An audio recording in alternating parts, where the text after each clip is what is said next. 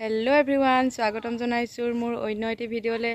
আশা কৰিছোঁ আপোনালোকৰ সকলোৱে ভাল। আৰু আজি আমি ধুনীয়াকৈ সাজি কাচি এই গাঁৱতে এখন দহা আছে বুলি ওলাই লৈছোঁ। আপোনালোককো দেখাম, চাই থাকিব।